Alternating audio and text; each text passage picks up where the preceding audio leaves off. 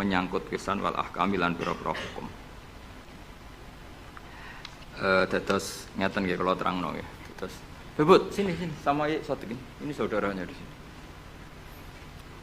Kula terangaken nggih. Dados kalau dalam ulumul Quran termasuk yang paling pokok itu ngerti akhiru manazala.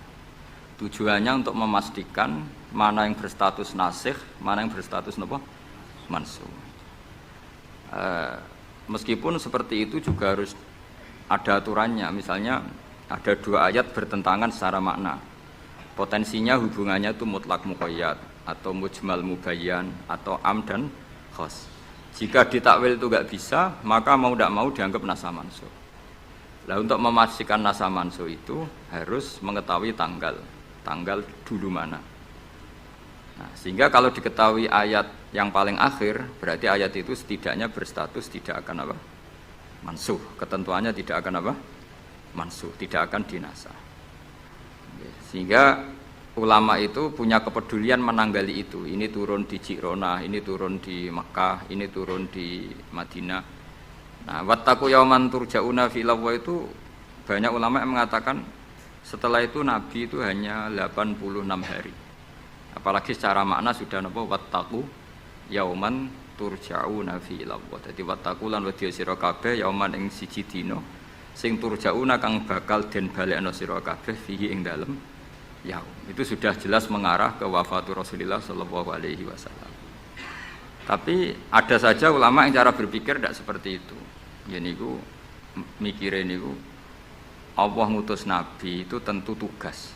Nah, di mana-mana tugas itu bisa berakhir kalau sudah kelar, sudah selesai. Sehingga banyak ulama dengan cara pandang seperti itu ya kira-kira al-yauma akmaltu lakum wa asmamtu alaikum ni'mati wa raditu lakumul Islam madina. Karena cara pandang gimana?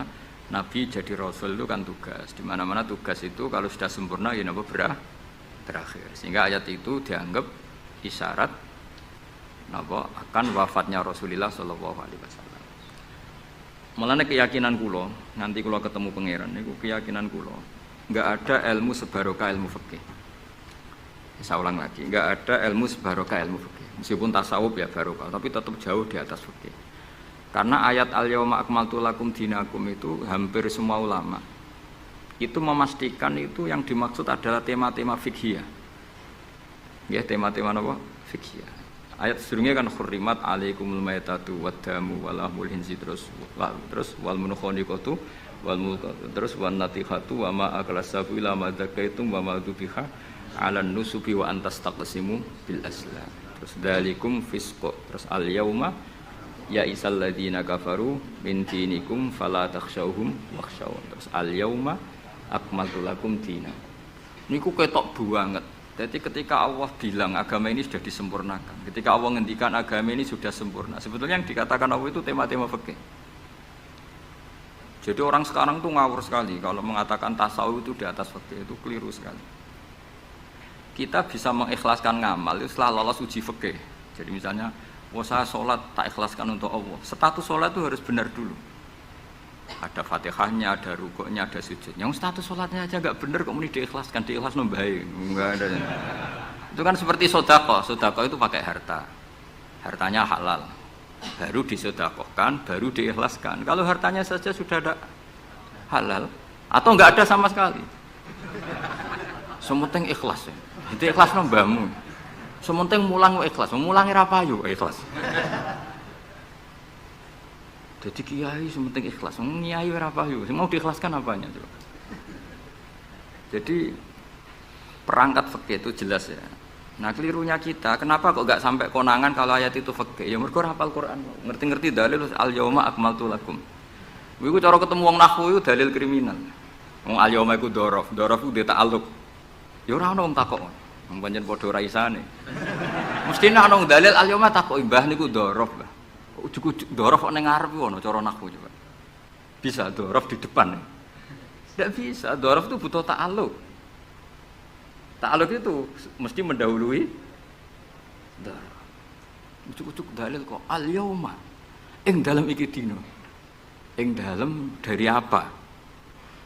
Tapi barokah bodho bareng-bareng ya aman wae. Mane bodho paling seneng mbek wong bodho. ngeter itu mau seneng. Ya misalnya sampean goblok ya ono dalile subhanaka ma khalaqta hadza batila. Sesuatu yang ada pasti semuanya ada gunanya. Karena Allah ngendikan ma khalaqta hadza semua pasti ada hikmahnya. Lan kula bingung bodho ya rawani ngenyek, piye ono hikmah. Nah, pertanyaannya itu begini, andaikan orang itu dalil dari awal, hurrimat alaikumul maitatu, diharamkan kepada kalian bangkai. Terus wal mauqudatu wal mutarad diatu wan natihatu wa ma akalas sabu illa ma zakkaitum wa ma zubiha 'alan nusubi wa antastaqsimu bil aslam. Itu tentang fikih semua. Setelah fikih selesai, Allah ngendikan gini, al yauma ya'isal ladzina kafaru min dinikum fala takhshawhum wakhshaw. Itu ayat favorit saya. Allah ngendikan al yauma ing dalem iki dina, ya Isa wis dadi putus asa. Ya Isa itu fi'il madhi. Ya memang yaknya itu yak balungan kalimah. Ya Isa yai asu. Al yauma ing dalem iki dina ya Isa putus asa. Sapa alladzina kafaru wong kafir. Min dinikum saking ngotak-ngatik agama sira kabeh. Hari ini orang kafir sudah putus asa mau membuli Islam. Karena argumentasi Islam itu sudah terang benderang. Ketika agama lain masih berdebat tentang teologi ketuhanan, Islam wis bakas hukum sing sampai ke halal haram. Jadi ibarat orang bangun rumah, orang lain baru bikin pondasi, Islam itu rumahnya sudah jadi. Wis bakas bonsai kemana? Wis bakas aksesoris. Halal haram makruh khilaful. Agama lain masih bakas pangeran iku sapa? Telu apa siji? Nak telu iku sing anake sapa, sing bapake sapa, jek diskusi. Islam wis bakas, Kiai RT, Kiai RW pokoknya sudah detail. Kiai alternatif, Kiai tenan, Kiai debutan, sudah lengkap itu sudah. Ketika mangane sing sitok jek bakas pokok Islam wis bakas detail. Makanya Allah begitu bangga ngendikan kitabun uhkimat. Ayatuhu tsumma fussilat. Fusilat itu ditafsir. Ibarat rumah itu sudah detail, pintu sebaiknya di mana, tempat kembang di mana, tempat WC sebaiknya di mana. Itu sudah detail. Lho wong iku nganti ngomong detail itu bukti makmur. Kowe lagi sugih anyaran, duwe mobil wis seneng asal mobil. Wis gak mikir aksesoris, wis gak mikir. Bensin ta solar wis ora mikir, wong duwe mobil wis alhamdulillah. Pokoke takokane rime blong ta ora ngono tok. Tapi kalau sudah mapan itu sudah rewel, sudah detail. Bakasan esmetik sama manual itu baik mana, sudah detail. Nah Islam datang itu sudah detail sampai ngendikan halal. Maka ketika agama ini disempurnakan itu maknanya adalah ahkamul halal wal haram. Makanya Allah ngendikan al yauma akmaltu lakum dinakum. Itu mesti masailul halal wal haram. Nah, sampean tak ceritani, agama lain itu tidak punya konsep tolak. Ya kalau kawin ya harus selamanya. Islam itu detail. Saking detailnya kadang ya rontok saenake. Tapi bang barokah bodho iku alhamdulillah tenan kula nu syukur. Mbok sampean wis bodho lah ora apa-apa wis. Wong sak pinter-pintere wong cara pangeran ya tetep bodho wae. Dadi aku muni bodho kalimatu madkhin ora kalimatu dzambin wis pancen wis. Lan kula niku ngelem kiai yo biasa, ngritik yo biasa, paling hukumku ora penting, sing penting hukume Allah Subhanahu wa taala. Sampeyan tak bedhei. Kawin cara Islam itu saking detail. Nak mbok rungokno ya ana ngawur. Tapi ngawur sing ilmiah. Misal aku ngawekno hamdan uzawi juga alama amaraka wa bihi min imsakin bi ma'ruf au tasrihim bisa. Jajal mbok rungokno umpama wong ora bodho, iku ora mangkel kalimat iki. Jong kowe tak kawekno ya. Ya nak tepak ya terus, nak ora tepak ya pegatan. Lho ya kan artinya kan uzawi juga alama amaraka wa bihi. Kamu tak kawinkan sesuai perintahnya Allah, yaitu pilihannya hanya dua, min imsakin bima'ruf, nak masyarakat dia terus, atau tasrihim, nak ra tepak ya pegatan. Tapi nak terus ya sing apik, nak pegatan, sing apik. Pegatan apik ya orang bawa dunia, orang ngetakno dunia wis pegatan. Aja kok rabi wis ngetakno dunyane mertua lagi pegatan elek. Itu coba andekan itu orang paham semua. Mesti kan wong urung-urung kok sebatas tapi barokah ora paham. Amin. Jadi betapa barokahnya kebodohan ini. Kok kowe nyesal lho lha opo barokahe ngono itu. Coba umumnya kiai kalau ngangkat kan gimana? Seperti tadi kan? Coba saya artikan uzawiju ngawekno ingsun ka ing sira. Alama sesuai ngatasi perkara Amaro kang perintah kang ngisira sapa Allah. Oke tak kawekno aja sesuai aturan sing ditanamkan Allah, sing diajarkan Allah. Yaitu min imsakim yaiku ngeker kelan apik, mesti nikah terus. Au tasrihin to megat, engko nak megat yo. Ya tasrih biasan kira-kira nek dadi manten sugih ya pegatan-pegatan tapi aja ngentekno donyane sik. Nah. Karena Quran itu ilmiah. Ilmiahnya apa? Potensinya orang kawin ya hanya dua itu. Kalau enggak terus ya pegatan daripada kaget di belakang sudah diomongkan dulu di depan. Loh di mana-mana ilmiah itu kan gitu kan? Kalau kita mau pergi ke Jakarta, kita sebagai supir yang baik, pinten jam? 4 jam misalnya. Tapi kalau ada macet ya 6 jam. Tapi kalau ada kejadian di luar duga ya 3 hari. Itu ilmiah, sesuatunya di kayak militer itu loh. Alternatif A, ada alternatif B, alternatif C. Pilot ya gitu. Otomatis kalau nggak bisa manual, kalau bisa semuanya ada alternatif. Kawinnya gitu. Nggak orang pegatan segawe alternatif. Nggak ada gitu maksudnya. Wah seneng kamu nafsiri sing salah. Resiko dadi kiai ngoten niku. Kulo bolak-balik dijampami tiyang Jogja napa tiyang Jakarta, tiyang Surabaya. Gus kula tak nulis buku jenengan. Ya tapi tetap bukumu sing nafsiri kowe ora aku. Mang resiko jadi wong top. Wong do nafsiri dhewe-dhewe. Aku kadang gumun aku sing ngomongnya ra tau di pikiran ngono. Kok sing nafsiri pikirane ngono iku sing bulet menafsir. Tapi itu resiko, memang apa? Jadi wong alim gak wong ayu. Wong ayu ketemu Hamdani guyu. Hamdani nafsiri seneng, sing wong ayune bocah kok lucune ngono. Wong alim ya. Kula kadang didudono tiang-tiang. Didudono tiang-tiang. Gus ini ada buku tentang jenengan, ada WA tentang jenengan. Lho aku sing duwe awak wae ora dipikiran ngono kok sing nafsiri tok ndi-ndi ku piye. Wis tangan-tangan wis kaya wong ayu ngono. Wong ayu senyum. Sing disenyumi nafsiri apa? Senang. Sing ayu nganggepe lucu. Tak anggap wong latihan. Dadi wong sing nulis tentang kula sing ra bener tak anggap wong latihan urip ngono wis ora usah. Tapi itu memang mau ndak mau. Dulu zaman sahabat yang ngalami seperti itu. Nabi misalnya dapat wahyu alladzina amanu wa lam yalbisu imanahum bidzulmin ulaika lahumul amnu wa hum. Orang yang iman kemudian imannya enggak tercampuri sama kezaliman sama sekali karena pakai nakira. Iman yang tanpa zalim sama sekali itulah yang aman. Ulaika lahumul amn. Sahabat punya tafsir sendiri. Karena pikiran mainstream di sahabat zalim itu watu sya' fi ghairi mahalli. Meletakkan sesuatu yang tidak pada maka mereka bilang ayyuna lam yazlim nafsah. Wah kalau iman syaratnya gitu ya berat ya Rasulullah. Siapa sih yang enggak pernah zalim. Terus Nabi ngendikan laisa huwa kama ta'nun. Sebagian riwayat laisa huwa kama taqulun. Oh itu tidak yang seperti kamu bayangkan. Alam tasma qaulallahi ta'ala yaitu dawuh Luqman Hakim la tusyrik billah innasyirka la zulmun azim. Ndak maksudnya bukan zalim wa tusyak fi ghairi mahal ya tapi apa? Syirik. Jadi berarti maknanya gimana? Orang yang iman dan kemudian dalam iman itu tidak melakukan syirik sama sekali. Itu artinya kan sahabat punya tafsir yang beda dengan yang membawa Quran.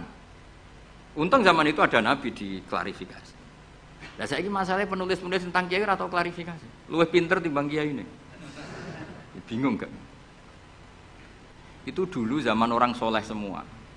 Zaman orang soleh semua. Mencintai perempuan itu baik. Karena maknanya cinta itu ora demenan. Saya ulang lagi, maknanya cinta itu tidak demenan. Yaitu perempuan dilihat sebagai sarana reproduksi atau sarana pendidikan. Karena kita tahu pertama kali anak-anak dapat ilmu dari siapa? Ibu. Ibu itu seorang perempuan.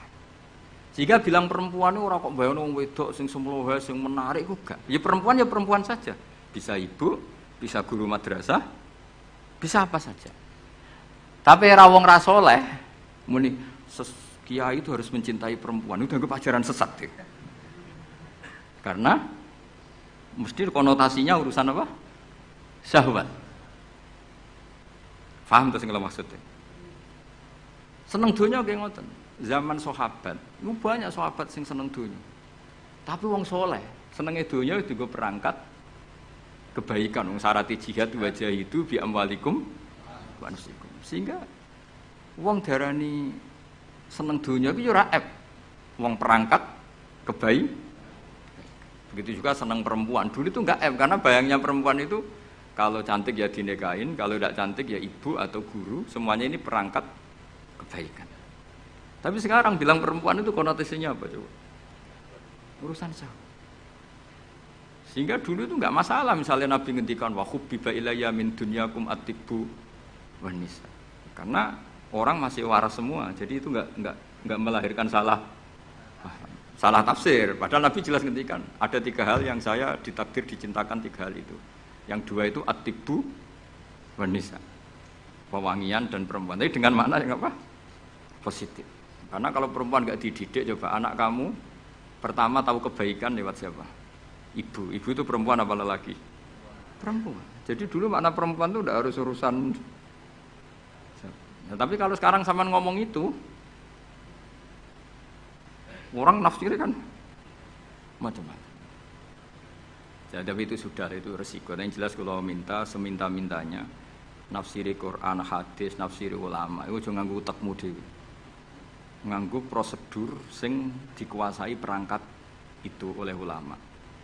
Makanya kalau masalah Quran sampai Kanjeng Nabi keras man fassarul Quran fi ra'yihi falyataba wa maqadahu minan nar. Orang yang menafsirkan Quran dengan otaknya sendiri maka sama juga pesan 1 tiket ke neraka. Tapi kalau nafsirkan ulama salah, saya naik dewi urung pati neraka lah. Cuma ya rontok-rontok ngawur, tapi kan gak mungkin diancam neraka, kiai ora pangeran. Tapi ini saya cerita ya, betapa susahnya kita sebagai ulama. Karena kita harus membiasakan bahasanya ulama dulu, karena itu satu-satunya cara untuk menetapkan tradisi dulu. Dengan zaman yang sudah rubah. Ya, dengan zaman yang sudah berubah. Ya tapi mau tidak mau. Saya beri contoh kecil misalnya tadi. Dulu sahabat itu biasa bahasakan tadi. Saya ini suka perempuan. Karena ya memang zinalin nasi hubus syahwati minan. Tapi maknanya suka itu ya kalau suka dinikah ya dinikah, tidak demenan, tidak pacaran. Kalau suka perempuan dengan mana ibu ya di rumah yang baik. Kalau suka perempuan dengan mana ustadzah ya diberi hak fasilitas ngajar. Semuanya itu konotasinya positif. Seneng dunia kayak ngoten, aku seneng duit, aku itu kedonyan, aku itu seneng harta. Maksudnya apa? Itu perangkat kebaikan. Aku seneng murid, aku seneng nak ngaji itu ngaji wakil. Banyak kayak dulu yang bilang gitu. Aku seneng kalau ngaji itu yang ngaji banyak. Bukan urusan salam template, orang urusan sowanan gula akeh, tapi ingin kebaikan itu didengar orang. Tapi kalau sekarang, kowe dadi kiai mending ngene, aku seneng santri akeh, mesti wong oleh nafsiri. Iya, ben sing salam templek. Akeh. Jadi sekarang perangkat suudzon itu luar biasa. Luar biasa. Dulu enggak, dulu itu ya duwahi ma'al jamaah, kalau ingin barokah ya harus rame-rame. Alaikum bil jamaah. Jadi ngaji semakin banyak semakin baik, maksudnya semakin tahu hal positif yang banyak semakin baik. Tapi sekarang kan muni aku laris pengajianku, wong pikirannya, wah berapa itu hasilnya kan untuk ruwet, soalnya zaman akhir ruwet, tapi nikmati mawon, mesti nikmati mawon, santai mawon, kiai